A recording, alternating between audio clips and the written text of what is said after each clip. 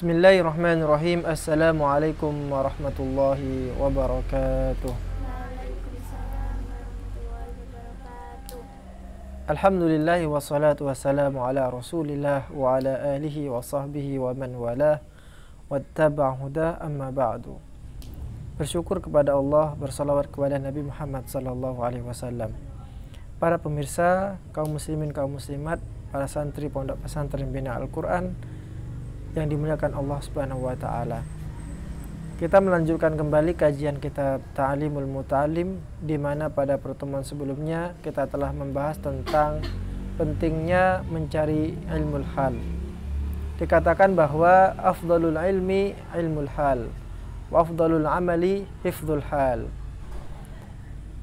Kita pada malam ini akan masuk kepada contoh-contoh dari ilmul hal itu. Bismillahirrahmanirrahim. Qala al-musannifu rahimahullah wa nafa'ana bihi wa bi'ulumihi fid dharain amin. Fa innahu la budda lahu min as-salah fa yuftaradu alayhi ilmu ma yaqa'u lahu fi salatihi biqadri ma yuaddi bihi fardhu as-salah. Fa innahu mongkostuhune kelakuan, fa innahu mongkostuhune kelakuan iku la budda wajib lahu kaduwe muslim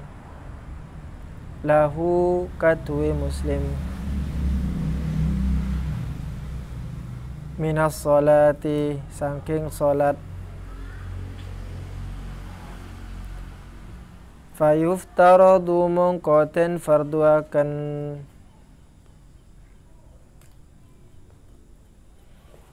alaihi ing atase muslim apa ilmu ma ngaweruhi barang, apa ilmu ma ngaweruhi barang ya qa'u kang bakal tumiba apa ma lahu kaduwe muslim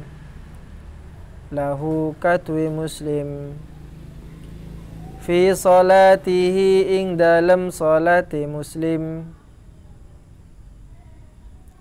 bi qadri ma kelawan kira-kirane barang yuaddi kang nekani sapa muslim bihi kelawan ma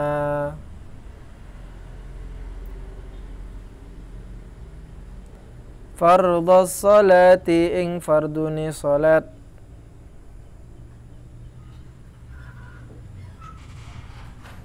wa yajibu lan wajib alaihi ing atase muslim apa ilmu ma ngaweruhi barang ya qa'u kang bakal tumiba apa ma lahu kaduwe muslim bi qadri ma kelawan kira-kirane barang yuaddi kang nekane sapa muslim bihi kelawan ma al wajiba ing penggawe kang wajib, al wajiba ing penggawe kang wajib, yang artinya fa innahu la budda lahu min as-salati fa yuftaradu alaihi ilmu ma yaqa'u lahu fi salatihi. Kemarin kita telah membahas tentang ilmul hal. Kita katakan bahwa yang dimaksud dengan ilmul hal adalah ilmu yang akan kita laksanakan. Satu misal, kita akan melaksanakan sholat 5 waktu. Maka kita harus mengetahui ilmu-ilmu yang berkenaan dengan sholat 5 waktu. Apa saja ilmu-ilmu yang berkenaan dengan sholat 5 waktu? Yang pertama, kita harus tahu apa syarat-syarat sholat. Syarat-syarat sholat apa saja? Kita harus tahu juga apa itu rukun-rukun sholat. Kita harus tahu rukunnya sholat. Kemudian apa saja bacaan-bacaan yang ada di dalam sholat. Nah, kita harus tahu itu semua. Kenapa? Karena sholat itu menjadi kewajiban kita, maka seyogyanya menjadi wajib mengetahui ilmu yang akan kita laksanakan. Satu misal, yang menjadi syaratnya sholat itu adalah berwudu. Memang wudu itu bukan berada di dalam sholat. Wudu itu berada di luar sholat. Hanya saja tanpa wudu, maka sholat sampean sah apa tidak sah? Tidak sah. Artinya, ketika sampean mau sholat dan tidak punya wudu, karena tidak tahu ilmu wudu, maka sampean harus mempelajari ilmu wudu.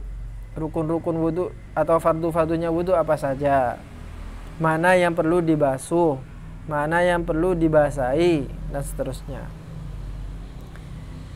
Sampean mau sholat,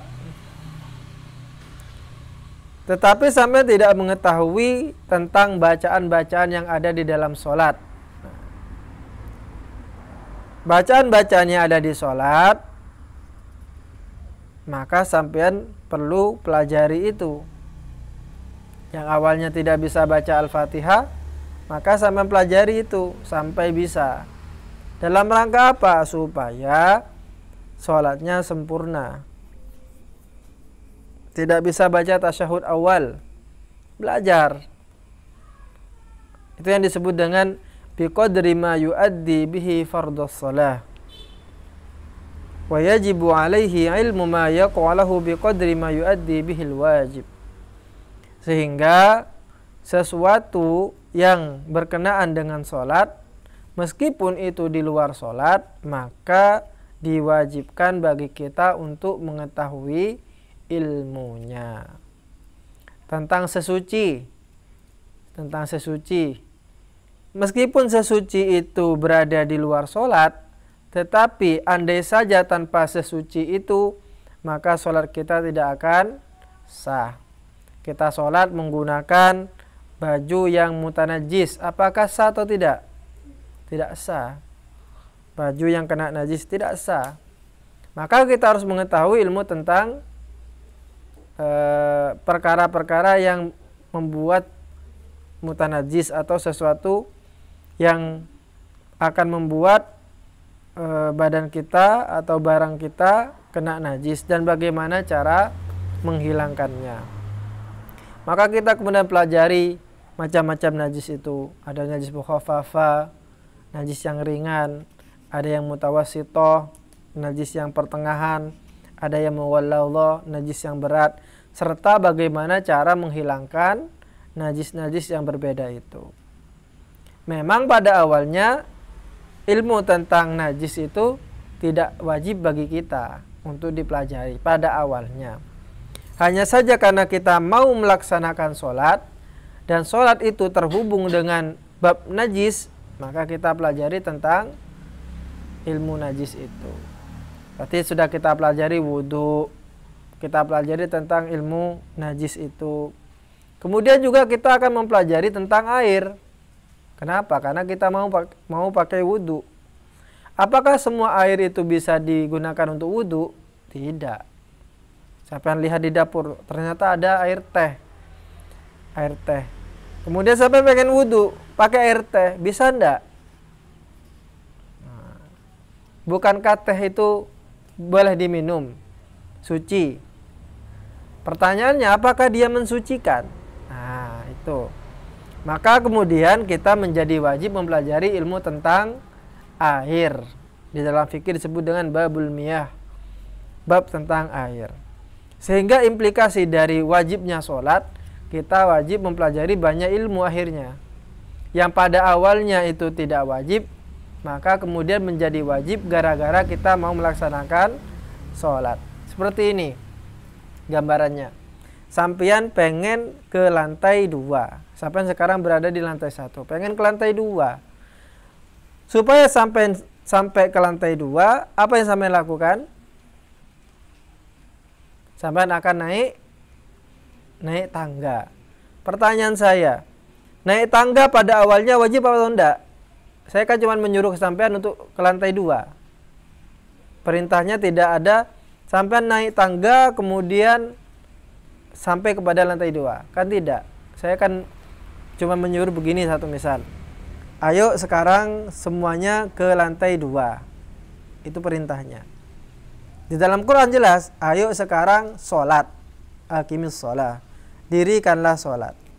Nah, untuk mendirikan sholat, maka kita harus tahu hal-hal yang berkenaan dengan sholat. Bagaimana wudhu, bagaimana air, bagaimana bab najis. Akhirnya dipelajari semua. Sama juga dengan perintah tadi itu. Ayo kamu sekalian sekarang berada di lantai 2. Untuk sampai ke lantai 2, sampai harus melewati tangga. Ada berapa anak tangga? Banyak. Nah, itu. Jadi anak tangga itu seperti bab-bab tadi itu. Bab wudu, bab air, bab semuanya. Harus dilewati. Meskipun pada awalnya itu tidak wajib. Itu yang disebut dengan ma la yatimmu bihil wajibu fahuwa wajibun. Itu yang akan kita pelajari pada pertemuan yang akan datang, yaitu perkara-perkara yang awalnya tidak wajib kemudian menjadi wajib gara-gara dia menjadi wasilah.